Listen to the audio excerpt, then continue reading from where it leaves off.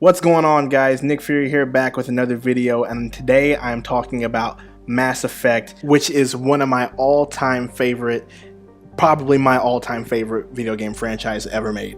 So this video is going to be a little bit different than the last two videos that I made. Well, not a little bit, a whole lot different, because I'm not talking about a sports franchise. I'm talking about a trilogy set in space, and that's not really what a lot of sports franchise fans want to talk about. But as I mentioned before, this is my all-time favorite video game franchise, so I'm going to be really passionate about this subject because Bioware just put out some news today on the Mass Effect Andromeda website about their future plans for Mass Effect Andromeda. But before I get into their future plans, let's just talk about this game. Let's just talk about the game at release. Let's talk about the bugs. Let's talk about the animations. Let's talk about, how just the overall release of this game. It was just a big mess day one when this game came out. So what happened? What happened with the game? Why did this game come out a complete mess? Those are questions that we have all answered, and you can probably find the answers on the internet somewhere. I'm pretty sure I'm not the first person to talk about this, but I'm going to talk about it anyway. In my last two videos, I praised EA for making their sports franchises use a particular gaming engine called Frostbite. And what is Frostbite? Well, Frostbite was a gaming engine developed by DICE, which is the developing company that EA has publishing rights to, that makes the Battlefield franchise. And if you've played the Battlefield franchise, you know that that game looks great, plays great, feels great. Yes, they've had their issues with Battlefield 4 and the new Battlefield 1 that came out. I personally kind of like it, and I don't like some things about it, but that doesn't take away from the fact that the game looks great, plays great, animations are on point. And I praised EA for making their sports franchises use the Frostbite engine because it did the same thing for their sports franchises. And so Mass Effect is no different in this trend that I've been talking about the last two videos. Mass Effect was forced by EA to use the Frostbite engine because EA believes so much in the Frostbite engine, and why wouldn't they? They've had success with it with Battlefield, and I guess they figure similar game, Battlefield, which, not really similar to Mass Effect, but it's a third-person shooter, shooting mechanics. I bet you they figured this will be great for this franchise. But who was making this Mass Effect game, the Mass Effect Andromeda that came out? It wasn't Bioware Edmonton. It wasn't the original creators of Mass Effect. It was Bioware Montreal, the side studio that made all the DLC for the Mass Effect franchises. And why is this significant? Well, because Bioware Edmonton, the main studio who made all the Mass Effects, they were working on a new project called Anthem, which was revealed at E3 this year as the new IP for EA. Both games, Anthem and Mass Effect Andromeda, use the Frostbite engine. But we all know that Bioware Edmonton is a way bigger studio compared to Bioware Montreal, and that was the problem with Mass Effect Andromeda. Montreal was taking care and took responsibility to develop Mass Effect Andromeda. They got most of their tools and some of their ideas from Edmonton, but they were kind of left on their own to take care of Mass Effect Andromeda while Edmonton was developing Anthem. And shortly after the release of Mass Effect Andromeda, after all the criticism, grumbling started to leak out from Bioware Montreal about their experience developing this game.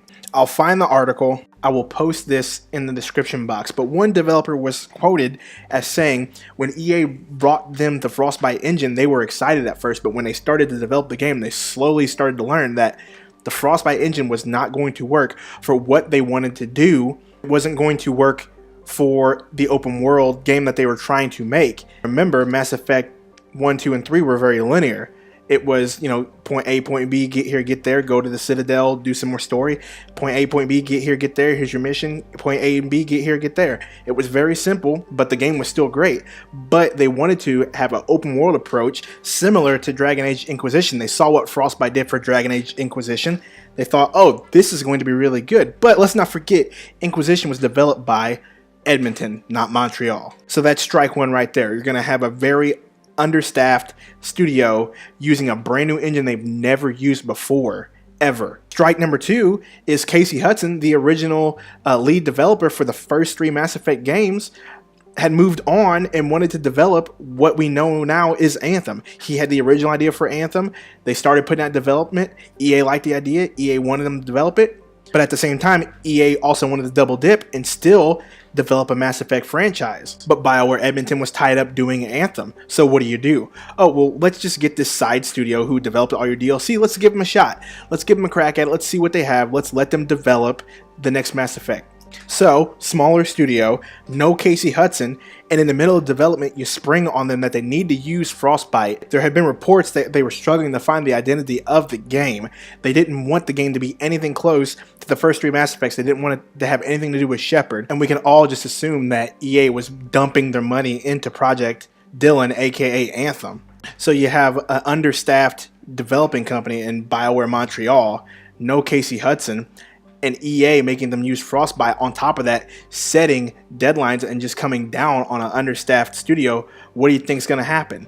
Well, what happened was March 21st, 2017, Mass Effect Andromeda came out and reviews came out. Everybody came out of the woodworks to bash this game. Bugs, facial animations, terrible voice acting, terrible story all plagued this game. So fast forward to August 19th, 2017.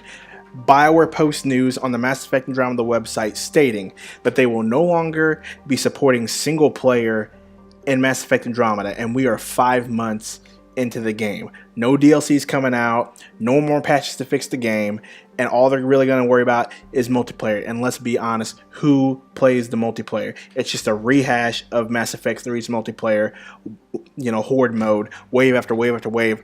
I'm not doing that. And not to mention, EA about 2 months ago shut down Bioware Montreal. So, I mean, let's be honest, who's really going to develop DLC for this game? Not going to be Edmonton.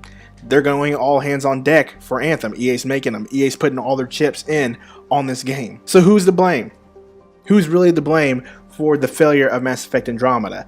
Do we blame Montreal, the small studio, or do we blame the publisher EA for putting all these obstacles in front of Montreal? Clearly, I'm going to be emotional, but I'm blaming EA. This is my favorite franchise ever. Favorite trilogy ever.